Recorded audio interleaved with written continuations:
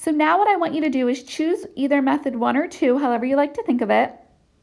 It's your turn to pause the video and try it out. I see 2 linear expressions separated by a subtraction sign.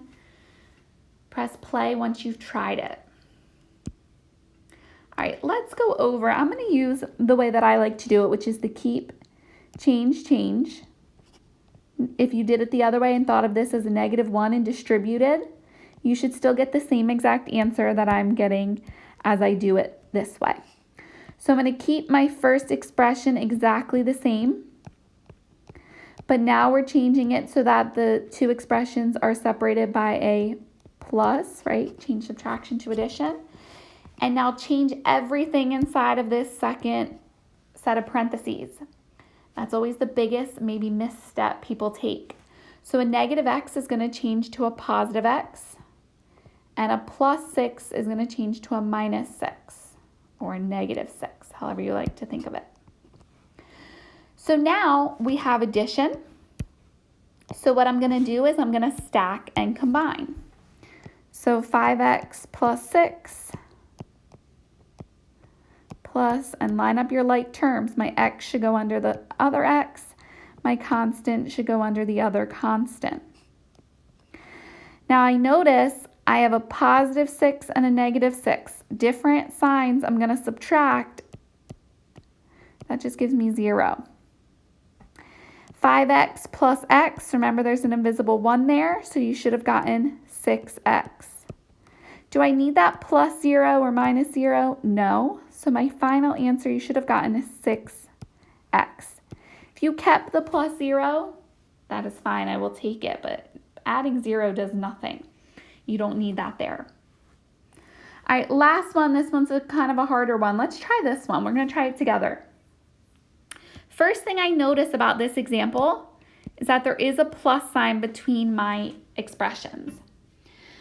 But I noticed something different that we didn't have before. I noticed these numbers on the outside of my parentheses. What that means is that it's the distributive property. We're going to distribute each of those into our parentheses. So 1/2 times w should give you 1/2 w.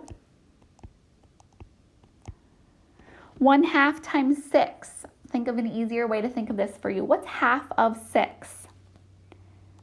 Hopefully you're thinking 3. Positive times a negative gives me a -3. So that's our first expression. 1/2 times w, or sorry, 1/4 times w gives you 1/4 w. And then 1/4 of 12. Well, I know positive times a positive, it should be a positive. You might need to write this one down. 1/4 times 12. When you're multiplying by a whole number, we put that over 1. Make it a fraction. Whole number always becomes a fraction by putting it over 1. Now multiplying fractions, we can multiply straight across. Maybe, and then simplify, so I would get 3. Maybe you like to cross simplify first, which would give me 1 and 3, which would automatically get you to 3.